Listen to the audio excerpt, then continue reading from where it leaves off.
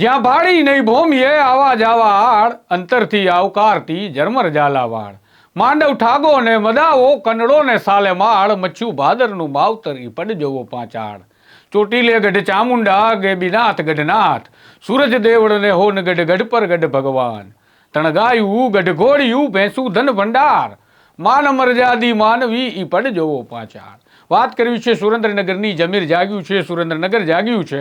આ ખનિજ માફિયાઓની સામેના લડતના મંડાણ થવા જઈ રહ્યા છે સુરેન્દ્રનગર ખાતેથી, જેમાં 3 ભડવીરો બેસવાના છે ઉપવાસ આંદોલન પર આ ખનિજ માફિયાઓની સામેની લડાઈમાં. નમસ્કાર, હું છું આપની સાથે તુષાર બસિયા. નવજીવન ન્યૂઝમાં આપનું સ્વાગત છે. ગુજરાતની ધરતીની વાત છે, સુરેન્દ્રનગર જિલ્લાની વાત છે, ઝાલાવાડ અને પાંચાળની ધરતીની વાત છે કે જ્યાંના ખમીરની કથાઓ, જેના ગૌરવની કથાઓ આજે પણ આપણે લોકવાયકા સ્વરૂપે સાંભળીએ છીએ અને તેનો પણ ગર્વ લઈએ છીએ.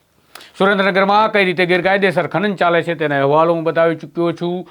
આખરી અહેવાલ મેં બતાવ્યો ત્યારે જેમાં શ્રમિકોના જીવ ગયા છતાં પણ તેની નોંધ ન થઈ, ત્યારે મેં કહ્યું કે જીવનની જો કિંમત નથી અને જણનારીમાં જોર નથી તો સુયાણી શું કરે, તમને ન્યાય ના મળી શકે. સુરેન્દ્રનગર વાસીઓ, તમે ચેતજો. માત્ર તંત્રને દોષ દેવાનો કોઈ હક નથી જ્યાં સુધી આપણે અવાજ ઉઠાવતા નથી. અને હવે સુરેન્દ્રનગરમાં અવાજ ઉઠવાની શરૂઆત થઈ ચૂકી છે.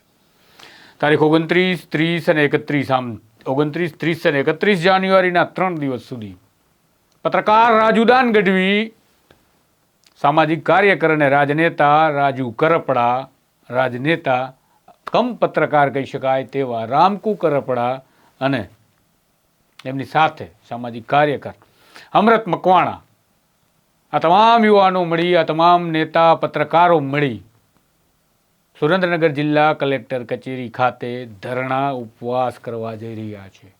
ખનિજ માફિયાઓ સામેની આ લડાઈ છે. જેમનું જમીર જાગે છે એ બોલે છે, જેમનું જમીર જાગે છે એ લડે છે. કારણ કે આપણી માની આબરૂ લૂંટાય છે. ધરતીને તમે માતા કહી અને પૂજન કરો છો. તમારા ઘરે જ્યારે તમે કોઈ પણ પ્રકારની પૂજા પણ રાખો છો ત્યારે ધરતી માતાની પ્રથમ પૂજા કરો છો અને આ માતાની પૂજા કરી અને તમે તેની ઇજ્જત લૂંટાતી હોય ત્યારે ચૂપ રહો છો તો તમે કયા ધર્મના છો? એ પણ સવાલ થવો જોઈએ.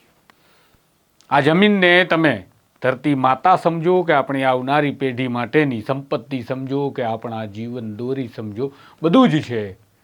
પર્યાવરણ માટે પણ તમારે આ ધરતી માતાના છેદનને બચાવવું પડશે. આવનારી પેઢી જ્યારે તમારી પાસે જવાબ માગશે કે તમે શું કર્યું જ્યારે તમારી માની આબરૂ લૂંટાતી હતી, ત્યારે તમારી પાસે જવાબ નહીં હોય જો તમે આજે નથી બોલ્યા. સમગ્ર ગુજરાતે સમજવા જેવું છે. માત્ર સુરેન્દ્રનગરે નહીં, તમારા વિસ્તારમાં થતી ખનિજ ચોરીની સામેની લડાઈને, મુહિમને તેજ બનાવો, જેમ હાલ સુરેન્દ્રનગરના આ લોકો બનાવી રહ્યા છે. જિલ્લા કલેક્ટર કચેરી ખાતે 29, 30, 31 જાન્યુઆરીના રોજ જ્યારે આ સામાજિક કાર્યકર્તાઓ અને આગેવાનો ધરણા પર બેસવાના છે ત્યારે હું તેને સમર્થન કરું છું. તમે પણ સમર્થન કરજો, જેથી આ મુહિમ તેજ બને અને આ ખનિજ માફિયાઓથી આપણી ધરતી માતાને મુક્ત કરી શકાય અને વહેલી તકે આપણા પર્યાવરણને બચાવી શકાય અને ખાસ તો આવનારી પેઢીને આપણે મોઢું બતાવી શકાય કે જ્યારે આપણી માતાની આબરૂ લૂંટાતી હતી ત્યારે હું ઊભો હતો, ત્યારે હું બોલતો હતો, ત્યારે હું લડ્યો હતો અને તલવારને મેં ક્યારેય મ્યાન નથી કરી. આ ઝાલાવાડની અને પાંચાળની ધરતીનું ખમીર જાગ્યું છે.